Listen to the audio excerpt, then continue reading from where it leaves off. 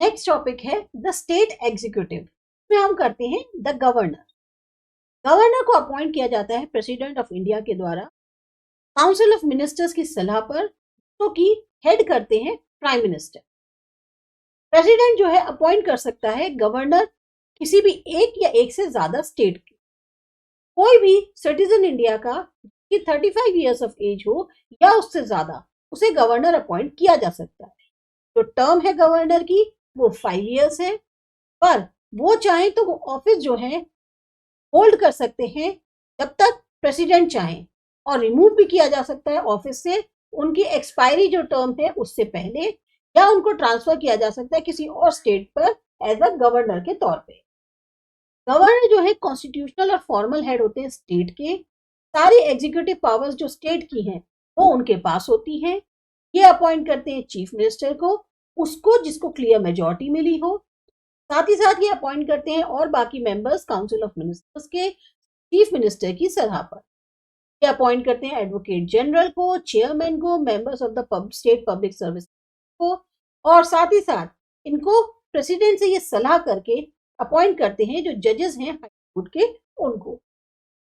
Governor के पास बहुत सारी लेजिस्लेटिव पावर्स होती हैं।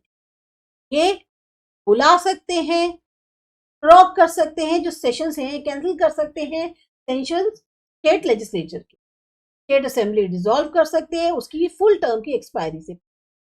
ऑर्डिनेंसेस इशू कर सकते हैं। जो बिल पास किया गया स्टेट लेजिस्लेचर से वो लॉ तभी बनेगा जब गवर्नर की सहमति हो। पोजीशन जो गवर्नर की स्टेट में होती है वो काफी हद तक प्रेसिडेंट की जो सेंटर में होती है उससे सिमिलर होती है। उनकी पावर्स जो है एक्चुअली कौन एंजॉय करते हैं? काउंसिल ऑफ मिनिस्टर्स, जिनके हेड होते हैं चीफ मिनिस्टर। पर गवर्नर जो है कुछ पावर्स को एक्सरसाइज कर सकते हैं इंडिपेंडेंट तरीके से। ज्यादातर जो गवर्नर है स्टेट के वो एक्स ऑफिशियो चांसलर होते हैं। यूनिवर्सिटीज हैं स्टेट की सारी उसके, किसी भी पॉलिटिकल पार्टी को बिलोंग कर सकते हैं। लेकिन जब उन्होंने एक बार अपनी पोस्ट संभाल ली तो गवर्नमेंट को भी अपनी ड्यूटीज फर्मली और इम्पार्शली निभानी होती है। फिर आते हैं चीफ मिनिस्टर और council of ministers. Chief minister governor जो है उन्हें अपॉइंट करता है। गवर्नर अपॉइंट करते हैं लीडर मेजॉरिटी पार्टी के एज अ चीफ मिनिस्टर। अगर बाई चांस कोई सिंगल पार्टी को मेजॉरिटी नहीं मिलती तो जो लीडर है कॉम्बिनेशन ऑफ पार्टीज का, इसे कोलिशन गवर्नमेंट कहते हैं, इसमें मेजॉरिटी जो है उसको ध्यान में रखते हुए लीडर है लार्जेस्ट पार्टी का या कोलिशन पार्टी का उसको अपॉइंट करते हैं, या फिर जो लार्जेस्ट पार्टी है उसके लीडर को जिसको सपोर्ट है मेजॉरिटी का उसको चीफ मिनिस्टर के तौर पे अपॉइंट किया जाता है। बाकी जो मेंबर्स है काउंसिल ऑफ मिनिस्टर के उनको गवर्नर अपॉइंट करते हैं चीफ मिनिस्टर की सलाह पर। और कहने को कहा जा सकता है कि जो एडमिनिस्ट्रेशन है स्टेट का वो गवर्नर के नाम पर ही होता है, लेकिन रियलिटी में क्या है, चीफ मिनिस्टर और काउंसिल ऑफ मिनिस्टर्स ज्यादातर पावर्स जो है गवर्नर की वो इंजॉय करते हैं। गुजरात में जो ऑफिस है चीफ मिनिस्टर का और जो कैबिनेट मिनिस्टर का वो सिचुएटेड है न्यू सेक्रेटरिएट स्वर्णिम संकुल गांधीनगर में। गवर्नर जो है ओथ ऑफ सीक्रेसी दिलाते हैं, गोपनीयता की जो शपथ होती है को काउंसिल ऑफ मिनिस्टर्स को ओरली, और फिर उसके बाद जो है वो उसको साइन करते हैं। स्टेट कैबिनेट मिनिस्ट्री में 4 तरीके के मिनिस्टर्स होते हैं, cabinet, state level, deputy level और parliamentary secretary. Chief minister distribute करते हैं पोर्टफोलियोज कैबिनेट में को। ये साथ ही साथ प्रेजेंट करते हैं जो पॉलिसी मेकिंग से संबंधित होते हैं उनको प्रेजेंट करते हैं, ट्रांसपेरेंट एडमिनिस्ट्रेशन को, क्वेश्चन जो लोगों का है सेंट्रल गवर्नमेंट के उनको। कैलामिटी यानी आपदा के टाइम पर ये बेसिक सुविधाएं प्रोवाइड करते हैं। साथ ही साथ लोगों को एक कहना चाहिए ना प्यार और उनकी देखभाल का भी पूरा वो सब चीजें जो है प्रोवाइड करते हैं। स्ट्रॉन्ग लीडरशिप देते हैं स्टेट लेजिस्लेचर को। चीफ मिनिस्टर मेनली जो है टॉर्च बेयरर है, ये सबसे आगे चीफ मिनिस्टर होते हैं और पाथ फाइंडर माना जाता है गवर्नमेंट पॉलिसीज के, जो कि भी ग्रोथ ऑफ द स्टेट से संबंधित होता है। एडमिनिस्ट्रेटिव सिस्टम क्या है? एडमिनिस्ट्रेटिव एग्जीक्यूटिव में जो पॉलिटिकल एग्जीक्यूटिव हैं वो फ्रेम करते हैं कई सारी पॉलिसीज अलग अलग फील्ड्स में। स्केल और एफिशिएंट तौर पे इन पॉलिसीज को जो लागू किया जाता है वो एडमिनिस्ट्रेटिव एग्जीक्यूटिव द्वारा ही करा जाता है। ये सलाह देते हैं, गाइड करते हैं स्टेट एग्जीक्यूटिव को जो भी पॉलिसी से संबंधित मैटर होते हैं, इंफॉर्मेशन देते हैं, फिगर्स प्रोवाइड करते हैं और साथ ही साथ ये किसी भी के लिए बाध्य नहीं है कि उनको उनकी एडवाइस फॉलो करनी है। कितना भी इंपॉर्टेंट या वेलफेयर ओरिएंटेड हो पॉलिसीज जो हैं, अगर लॉज जो है वो सही तरीके से लागू नहीं करी जाएंगी एडमिनिस्ट्रेटिव एग्जीक्यूटिव द्वारा, तो उसका पर्पस जो है वो बेकार है। ये एडमिनिस्ट्रेटिव सिस्टम प्रोवाइड करता है एक नेसेसरी बैकअप एग्जीक्यूटिव को, खासतौर से फॉर्मुलेशन और लागू करने में पॉलिसीज। एक्सपर्ट्स हैं, प्रोफेशनली जो एफिशिएंट और एक्सपीरियंस पब्लिक सर्वेंट्स होते हैं, खासतौर से foreign relations, defence, security forces, international trade, commerce, nuclear energy, energy production, distribution, banking, insurance, foreign exchange, इन सब से जो संबंधित पब्लिक सर्वेंट होते हैं, यही बैकबोन माने जाते हैं गवर्नमेंट। कलेक्टर को अपॉइंट करते हैं एक एडमिनिस्ट्रेटिव हेड डिस्ट्रिक्ट लेवल पे, और इनका जो ऑफिस है वो कहलाता है जिला सेवा सदर। इनकी जो एक्सपर्टाइज नॉलेज होती है, एक एडमिनिस्ट्रेटिव इंसाइट होती है, ब्रॉड एक्सपीरियंस होता है, प्रिडिक्ट करने की जो बातें होती है, एडमिनिस्ट्रेटिव एफिशिएंसी होती है, सब कुछ इनको मदद करती है एडमिनिस्ट्रेशन को सही तरीके से चलाने में। जो ऑर्गन्स है गवर्नमेंट के, इसमें जो स्टेट एग्जीक्यूटिव है वो एक्ट करता है ब्रेन के तौर पे लोगों की भलाई के, वहीं पर एडमिनिस्ट्रेटिव एग्जीक्यूटिव लिम्स की तरह। एक ये जो रिलेशनशिप होता है पॉलिटिकल एग्जीक्यूटिव और एडमिनिस्ट्रेटिव एग्जीक्यूटिव के बीच में, ये एक प्री रिक्विजिट माना जाता है स्मूथ गवर्नेंस की, कंडीशन स्टेट की, यानी प्री कंडीशन माना जाता है स्मूथ गवर्नेंस की। पावर और इन्फ्लुएंस जो गवर्नमेंट की है वो ज्यादा सेंटर्ड हो जाती है ब्यूरोक्रेसी के अंदर। नेपोटिज्म है, करप्शन है, डिसऑनेस्टी, इनएफिशिएंसी, मिसकंडक्ट, एस्केपिज्म, सारी की सारी बुराइयां हैं ब्यूरोक्रेसी। तो ऐसे इवल्स को कंट्रोल करने के लिए लोकपाल या लोकायुक्त की जरूरत होती है।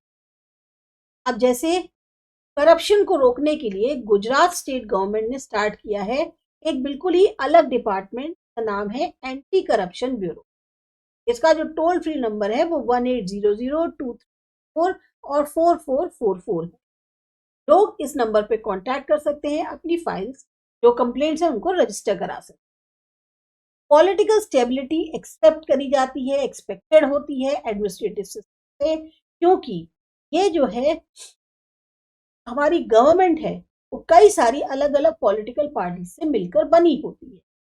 एडमिनिस्ट्रेशन जो है वो मदद करता है डेवलपमेंट जो गवर्नमेंट का है उसको आगे बढ़ाने में, सही तरीके से जो भी उनकी अलग अलग डेवलपमेंट या प्रोग्राम है उनको लागू करके। फिर आते हैं गवर्नेंस एट लोकल लेवल। बहुत मुश्किल है गवर्नेंस जो एंटायर नेशन की है उसको एक सिंगल जगह से आगे बढ़ाना, क्योंकि जो सेंट्रल गवर्नमेंट है उसके पास अपने आप में बहुत सारी जिम्मेदारियां होती हैं। इसीलिए पावर को डिसेंट्रलाइज करना जरूरी है, इस ऑब्जेक्टिव के साथ कि समय पे प्रॉब्लम्स को सॉल्व किया जा सके, जो जरूरत है, उम्मीदें हैं, आकांक्षाएं लोगों की, उनको पूरा किया जा सके। डिसेंट्रलाइजिंग जो पावर है इसका मतलब है कि एडमिनिस्ट्रेटिव जो है या जो हमारा एडमिनिस्ट्रेशन है वो आसानी से और सही तरीके से काम कर पाए। लोकल लेवल पे जो इंस्टीट्यूट्स हैं लोकल सेल्फ गवर्नेंस के, इसीलिए उनको स्टैब्लिश किया गया। जो गांव का एडमिनिस्ट्रेशन है, चाहे शहर का हो, टाउन का हो, वो जो है उन लोगों के द्वारा किया जाता है, आगे बढ़ाया जाता है जिनको लोकल्स के द्वारा चुना जाता है, लोकल इंस्टीट्यूशन। ऐसे में ये ऑर्गेनाइजेशंस कहलाती हैं institutes of local self governance. Administrative efficiency के लिए, खासतौर से ज्योग्राफिकल रीजन्स के लिए, जो रिस्पॉन्सिबिलिटी और फंक्शन है गवर्नमेंट के, उनको डिवाइड किया जाता है लोकल ऑर्गेनाइजेशंस। इसी तरीके से म्यूनिसिपैलिटी, म्यूनिसिपल कॉर्पोरेशन, सब इंस्टीट्यूट्स हैं लोकल सेल्फ गवर्नेंस के अर्बन एरिया के, और गांव के लिए हो सकते हैं ग्राम पंचायत, तालुका पंचायत और डिस्ट्रिक्ट पंचायत। जो इंस्टीट्यूशंस हैं लोकल सेल्फ गवर्नेंस के, ये ट्रेनिंग देते हैं जो कि जरूरी है election, voting, duty, responsibility rule करने के लिए, और ऑपोजिशन पार्टीज के। ये मौका देते हैं सेल्फ डेवलपमेंट का। सारी की सारी जो पॉलिसीज वो लागू करी जाती है पहले लोकल लेवल पे। इससे क्या होता है, मौका मिलता है इम्प्रूव करने का कि जो भी खामियां हैं वो अपर लेवल पे ना हो। ये लोकल सेल्फ रूल ऑर्गेनाइजेशन को ट्रेनिंग स्कूल भी कहा जा सकता है, लेबोरेटरी कहा जा सकता है कॉन्स्टिट्यूशन मूवमेंट के लिए डेमोक्रेसी के अंदर। 1992 में पूरी कंट्री सिमिलर पंचायती राज और urban institution of local self government ये जो है आए थे। नेक्स्ट टॉपिक है 3 tier स्ट्रक्चर ऑफ द पंचायती राज में पहला है इंस्टीट्यूशन लोकल सेल्फ गवर्नेंस के रूरल लेवल पे। ग्राम पंचायत, तालुका पंचायत और डिस्ट्रिक्ट पंचायत, ये हमारा एडमिनिस्ट्रेटिव स्ट्रक्चर है। हर ऑर्गेनाइजेशन आपस में म्यूचुअली जुड़ी होती है टॉप से लेके बॉटम तक। हर लेवल पे सारे लेवल्स जितने भी है पंचायती राज के, कि लोकल डेवलपमेंट टास्क हो, स्कीम्स और वेलफेयर ओरिएंटेड प्रोग्राम हो, ये सब सही तरीके से कैरी आउट हो, इसके लिए इन ऑर्गेनाइजेशंस को रिक्वायर्ड फंड्स और मींस दिए जाते हैं। एक चीफ होता है डिस्ट्रिक्ट पंचायत का और बहुत सारे चेयरमैन जो है वेरियस कमिटीज के होते हैं डिस्ट्रिक्ट पंचायत के, जबकि एडमिनिस्ट्रेटिव हेड जो है वो डीडीओ होता है यानी डिस्ट्रिक्ट डेवलपमेंट ऑफिसर, और इसका जो मेन ऑफिस होता है डिस्ट्रिक्ट पंचायत का वो डिस्ट्रिक्ट हेडक्वार्टर पर ही होता है। इसी तरीके से जो लीडर है इलेक्टेड विंग तालुका पंचायत का उसे कहते हैं प्रेसिडेंट, और head of the administrative wing जो है उसे कहते हैं taluka development officer. Lower level पे सरपंच जो है वो representative elected by the people होते हैं, यानी सरपंच जो है उनको लोग जो है चुनते हैं। और जो एडमिनिस्ट्रेटिव हेड है वो होते हैं तलाती का मिनिस्टर, और मेनली वो जो है हैंडल करते हैं पंचायत का सारा एडमिनिस्ट्रेशन। वो विलेज जिसके अंदर इलेक्शन होते हैं और सरपंच को एक मत से चुना जाता है तो बोलते हैं समरस गांव, एंड उनको जो है प्राइज से सम्मानित करते हैं। अब यहाँ आप इंडियन कॉन्स्टिट्यूशन का एक पूरा चार्ट देख सकते हैं, इसमें सब कुछ दिया गया है। फिर आते हैं urban institution of self govern. जो हमारा 74th कॉन्स्टिट्यूशन अमेंडमेंट है उसके अनुसार अर्बन एरियाज को जो है प्रोवाइड किया गया है urban institute of self governance, जैसा कि उस एरिया की पॉपुलेशन उसके अनुसार। फर्स्ट लेवल पे म्यूनिसिपैलिटी आती है, सेकंड लेवल पे म्यूनिसिपल कॉर्पोरेशन आता है, और थर्ड लेवल पे महानगर मेगा सिटी निगम आता है। तीनों ही विंग्स जो urban institute of self governance के, इनमें मेयर को चुना जाता है मेजॉरिटी विंग से। इसके अलावा चेयरमैन होते हैं कई कमिटीज के, कॉर्पोरेटर्स होते हैं जो अलग अलग वार्ड्स हैं उनके। वार्ड वाइज रिजर्वेशन विमेन के लिए और रिजर्व कास्ट के लिए मेंटेन किया जाता है। कई सारी कमिटीज जो हैं वो अलग अलग रिस्पॉन्सिबिलिटीज जो बहुत सारी फील्ड्स की होती हैं तो डिसेंट्रलाइज तरीके से आगे बढ़ाती है। सिटी प्लानिंग है, लैंड को रिफॉर्म चेंज करना है, roads, bridge, flyovers, bridge construction, water management, village management, civil development, environmental facility, fire development, education, health, culture, entertainment, cityscape development, morgue development, crematorium, graveyard, slum removal, overall जो development है ये सब करा जाता है urban institute of self governance. जितने भी हैं ये सब फंड्स के द्वारा मैनेज करी जाती हैं। वो फंड्स जो कलेक्ट किए जाते हैं लोगों से पब्लिक प्राइवेट पार्टनरशिप के अंडर, साथ ही साथ जो टैक्सेस कलेक्ट होते हैं लोगों से और गवर्नमेंट की एड मिलती है उससे। एडमिनिस्ट्रेटिव हेड जो म्युनिसिपल कॉर्पोरेशन के हैं उनको बोलते हैं म्युनिसिपल कमिश्नर। इनके अंदर आते हैं जोनल हेड्स जिनको टेक्निकल और एडमिनिस्ट्रेटिव नॉलेज होती है, और बहुत सारे ऑफिसर्स। जब एक कॉर्डियल तौर पर रिलेशन स्टैब्लिश होता है इलेक्टेड विंग और एडमिनिस्ट्रेटिव विंग के बीच में, तब बहुत सारे काम जो हैं वो करे जा सकते हैं जो कि लोगों की भलाई से संबंधित होते हैं। और हमारा फाइनल टॉपिक आता है जुडिशरी। कॉन्स्टिट्यूशन जो इंडिया का है उसने एक्सेप्ट किया है इन आइडियल्स को कि सारे जो सिटीजन हैं उनको सोशल, इकोनॉमिक और पॉलिटिकल जस्टिस, और इसी के लिए एक जस्ट और इक्विटेबल सोशल ऑर्डर को स्टैब्लिश किया गया। अगर कोई पर्सन लॉ को ब्रेक करता है तो उसको या तो सजा मिलेगी या जुडिशरी उसको फाइन करने को कहेगी। जुडिशरी ये चेक करती है कि लॉज जो हैं वो संविधान में प्रावधान दिए हैं उनके अनुसार चल रही है या नहीं। अगर लॉ नहीं हो रही है उसके अकॉर्डिंग जैसा कॉन्स्टिट्यूशन दिया गया है तो फिर उस लॉ को अनकॉन्स्टिट्यूशनल और वॉइड डिक्लेयर करते हैं। अगर फेडरल सिस्टम पावर और फंक्शन को डिवाइड कर दिया जाए यूनिट स्टेट्स और सेंटर्स में, तो इसका जो फंक्शन होता है जुडिशियल सिस्टम का वो ये देखना है कि दोनों ही सेंट्रल और स्टेट गवर्नमेंट अपने अपने कामों को बिना इंटरफियर किए एक दूसरे के काम में सही तरीके से करें।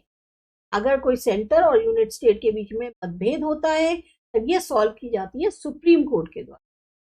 इंडियन जुडिशरी लगातार चलती है और एक तरीके से चलती है। टॉप पर सेंट्रल लेवल के सुप्रीम कोर्ट है, मिडिल में स्टेट लेवल के हाई कोर्ट्स हैं और बॉटम लेवल पे trial court, civil court, criminal courts और बहुत सारे और सब ऑर्डिनेट कोर्ट्स हैं।